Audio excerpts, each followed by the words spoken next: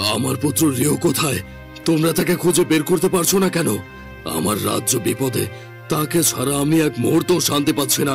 তোমরা কি করছো? মহারাজ, আমরা সব জায়গায় খুঁজেছি, কিন্তু রাজকুমারকে কোথাও খুঁজে পাইনি। তিনি যেন হাওয়ায় মিলিয়ে গেছেন। ছায়া মূর্তিটার দিকে তাকিয়ে দেখল সে গভীর ঘুমে আচ্ছন্ন। তার কালো শরীর পাথরের সাথে মিশে আছে। সিন্ডারেলা, ও ঘুমিয়ে পড়েছে মনে হয়। এটাই আমাদের পালানোর সুযোগ।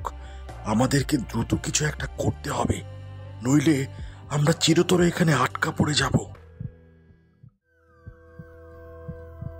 না, তোরা এখান থেকে পালাতে পারবি না। দাঁড়া বলছি।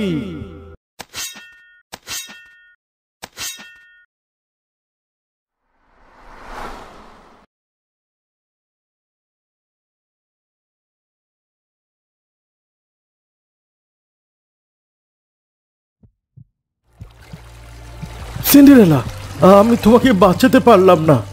রিও মার্টিনেজ, যে কিনা এতদিন শুধু নিজের বীরত্ব আর তলোয়ারবাজি নিয়ে মত্ত ছিল, আজ তার হৃদয়ে এক নতুন অনুভূতি এলো।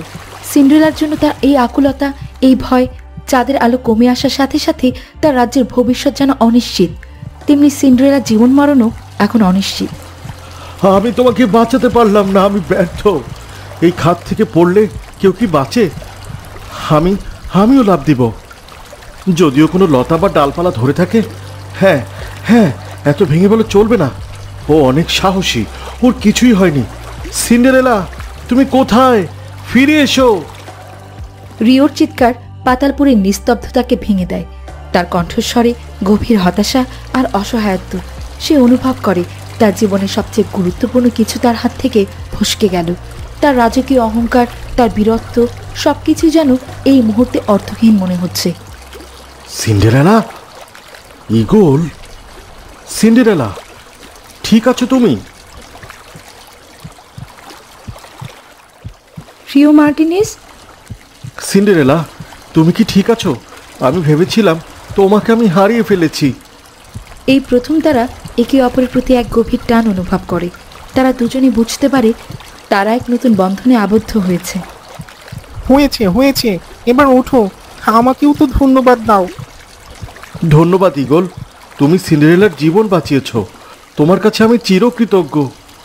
শুধু কৃতজ্ঞতা? দেখতে শুনতেই তো ভালো লাগছে। আর কিছু নেই দেওয়ার মতো? দেখি তো।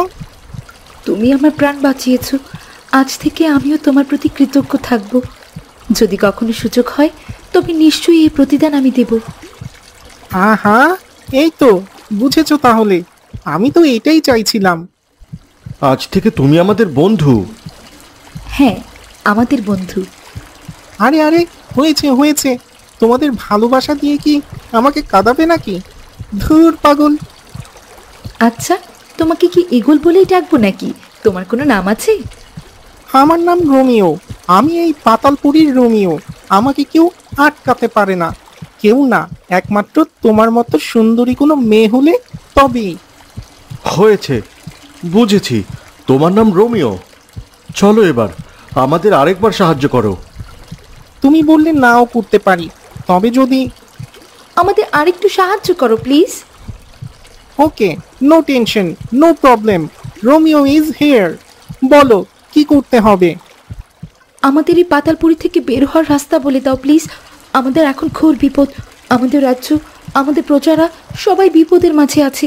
যে করেই হোক চাঁদের আলো আবার ফেরাতেই হবে, আর রাজ্যকেও বাঁচাতে হবে। তার মানে তোমাদের এখানে এনেছে বেলাডোনা? হ্যাঁ, তুমি তাকে চেনো? এবার চলো, আমার সাথে চলো। তোমাদের নতুন একটা জিনিস দেখাবো। কি জিনিস? আমার পিঠে চড়ে বসো। এই ঈগলটি হলো অনেক চঞ্চল আর হাসি খুশি একটি প্রাণী। পুরো পাতালপুরে এমন আর কেউই নেই। আজ থেকে রিও মার্টিনেজ ও সিন্ডারেলার এক নতুন সঙ্গী হলো এই ঈগল ওরফে রোমিও। রোমিও তাদের দুজনকে নিয়ে আকাশে উড়ে যায়। তারা দ্রুত গতিতে উঠতে থাকে, যেন তারা বাতাসের সাথে পাল্লা দিচ্ছে। কোথায় নিয়ে যাচ্ছ আমাদের? আমরা কত উপরে উঠে গেছি, নিচের সবকিছুই কত ছোট দেখাচ্ছি। ঈগলটা আমাদের নিয়ে কোথায় যাচ্ছে কে জানে। ও আবার বেলাডোনার সাথের কেউ নয় তো? আমি কিন্তু সব শুনতে পাচ্ছি। কোথায় যাচ্ছি আমরা? আমি তো তোমাদের নতুন কিছু দেখাতে নিয়ে যাচ্ছি। নতুন কিছু? কিন্তু কোথায়? ওই দেখো সিন্ডারেলা, নিচে মনে হচ্ছে কোনো একটা মেঘের রাজ্য। এই জায়গা, এটা তো বেশ অদ্ভুত লাগছে। বাতাসটাও কেমন যেন ভারী। এখানের পাথরগুলো অনেক অদ্ভুত আর আলাদা। দেখে মনে হচ্ছে এইখানে কেউ বাস করে না। হ্যাঁ সিন্ডারেলা, আর এই গাছগুলো কেমন যেন অন্যরকম। আমি এমন গাছ আগে কখনোই দেখিনি। আরে এইসব দেখার জন্য এনেছি নাকি? যা দেখার জন্য আনলাম তা তো দেখবে। এই জায়গাটা সাধারণ নয়, এখানে অনেক রহস্য লুকিয়ে আছে। তোমরা কি দেখতে পাচ্ছ ওখানে কি হচ্ছে? কোথায়? সিন্ডারেলা ও রিও মার্টিনেজ দেখতে পায় দূরের এক জায়গায় অনেকগুলো মেঘ দল করে কাজ করছে। কিন্তু এই মেঘেরা সাধারণ মেঘ নয়, তাদের চোখে মুখে এক অদ্ভুত ক্লান্তি আর ভয়। রিও, দেখো ওইখানে মেঘেরা কি করছে? আরে, এই পাতালপুরিতে এমন মেঘের রাজ্য, এটা কি করে সম্ভব? ওরা সাধারণ মেঘ নয়, ওদেরকে জোর করে কাজ করানো হচ্ছে। কি? এইখানে মেঘেরা কাজ করছে? কিসের কাজ? আর এরা নীলচন্দ্র দেশ রেখে এই পাতালপুরিতে কেন? এগিয়ে চলো, তাহলেই বুঝতে পারবে।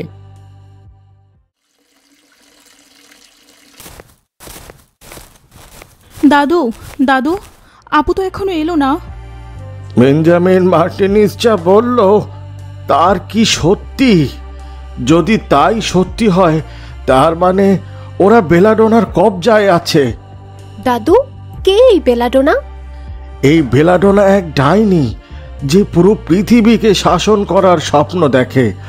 আজ থেকে 20 বছর আগে, যখন তোমরা দুজনে মাত্র কথা বলে শিখেছ, তখন একবার সে চাঁদের আলো চুরি করতে আমাদের এই নীলচন্দ্র দেশে এসেছিল। কিন্তু সেবার তোমার বাবা এই ডাইনিটাকে থামিয়ে দিয়েছিল। চাঁদের আলো চুরি? তার মানে এবারেও চাঁদের আলো কমে যাওয়ার পেছনে তারই হাত রয়েছে? সবই ঠিক আছে, কিন্তু দাদু, এর সাথে সিন্ড্রেলা আর সেই রাজকুমার রিও মার্টিনেজের গায়েব হওয়ার কি সম্পর্ক আছে? আছে আছে, এর সাথে অনেক সম্পর্ক আছে। আজ থেকে 20 বছর আগে তোমাদের বাবা মা একইভাবে গায়েব হয়েছিল, কিন্তু আমি তখন ভেবেছিলাম হয়তো রাজ্যের লোভে বেঞ্জামিন মার্টিনিজ এই কাজ করেছে। তোমাদের বাবা মাকে পাহাড় থেকে ফেলে দিয়ে হত্যা করেছে। কিন্তু 20 বছর পর আজ যখন নিজের ছেলে গায়েব হয়েছে, তখন বুঝেছি বেঞ্জামিনের কোনো দোষ নেই। ও সেদিন ঠিক কথাই বলেছিল। দাদু, তার মানে এতদিন আমরা যে আলাদা রাজ্য হয়ে একে অপরের থেকে দূরে আছি, তা শুধুমাত্র ভুল বোঝাবুঝির জন্য? আমাকেও যেতে হবে, আমাকে গিয়ে সবকিছু খোলাসা করতে হবে।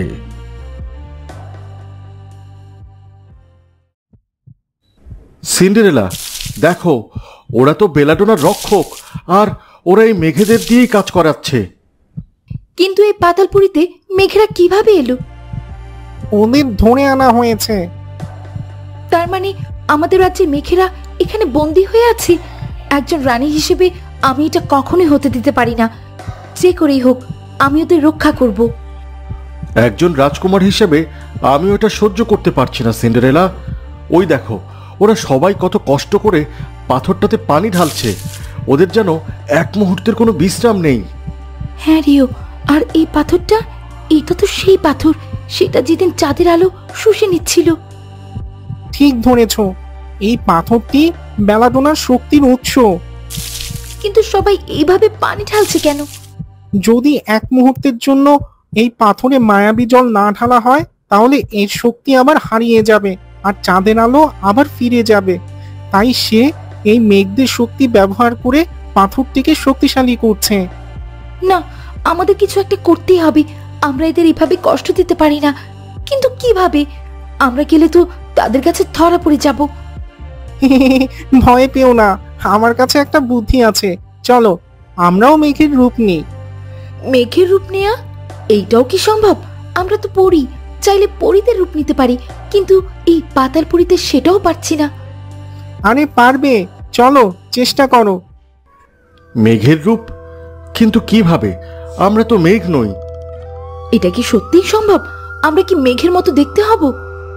আমার জাদু আছে, কিন্তু তোমাদের মনে রাখতে হবে মেঘের রূপ নেওয়ার পর তোমাদের নিজেদের নিয়ন্ত্রণ করতে হবে। তোমরা যদি নিজেদের নিয়ন্ত্রণ করতে না পারো তাহলে ধরা পড়ে যাবে। ঠিক আছে, আমাদের দেশ ও রাজ্যের প্রজাদের বাঁচাতে আমি সবকিছু করতেই প্রস্তুত। ঈগলটি তার জাদু ব্যবহার করে। রিও এবং সিন্ডারেলা ধীরে ধীরে মেঘের রূপ নিতে শুরু করে। তাদের শরীর হালকা হয়ে যায় এবং তারা বাতাসের সাথে মিশে যায়। পরিপূর্ণ মেঘের রূপে সিন্ডারেলা ও রিও মার্টিনেজ নিজেদের প্রজাদের স্বার্থে নিজেদের রূপ বদলে ফেলে। ইস বাবা গো, একটু হলেই যেতাম। কিন্তু ঠিক আছে, চলো তাড়াতাড়ি করো, রক্ষীরা আসছে। সবাই কত কষ্ট করছে, আমার এদের কষ্ট একদমই সহ্য হচ্ছে না। এই তোর এত বড় সাহস, তুই এখানে বিশ্রাম করছিস? উঠে তাড়াতাড়ি যা, তাড়াতাড়ি কর। বাবা, আমি ভীষণ ক্লান্ত, আমাকে দিয়ে আর হবে না, একটু বিশ্রাম করতে দাও। উঠ বলছি, উঠ, তাড়াতাড়ি যা, আর আবার মায়াবী জল নিয়ে আয়। আরে, এইটা তো আমাদের রাজ্যের বৃদ্ধ মেঘ। উনি তো কয়েক বছর আগে হারিয়ে গিয়েছিল। তার মানে এই বেলাটোনা তাকে এইখানে এনেছে। না, আমি আর সহ্য করতে পারছি না এদের কষ্ট। এরা সবাই আমার প্রজা। শান্ত হও সিন্ডারেলা, আমাদের উত্তেজিত হলে চলবে না। সুযোগ বুঝে আমাদেরকে কাজ করতে হবে। এই, তোমরা কারা? ওরা কি বুঝে ফেললো আমরা মেঘ নই? এখন কি হবে? কি হলো, বলছো না কেন তোমরা কারা? আগে তো দেখিনি। বলো, এখানে কি করতে এসেছো? কি চাই? হ্যাঁ, এই কে কোথায় আছিস? এদিকে আয়, তাড়াতাড়ি আয়। এ এক ভয়াবহ পরিস্থিতি। ডাইনি বেলাটোনার রক্ষীরা কি জেনে যাবে এই মেঘেদের আড়ালে রিও মার্টিনেজ ও সিন্ডারেলা লুকিয়ে আছে? তারা কি আবার নতুন কোনো বিপদে পড়তে যাচ্ছে?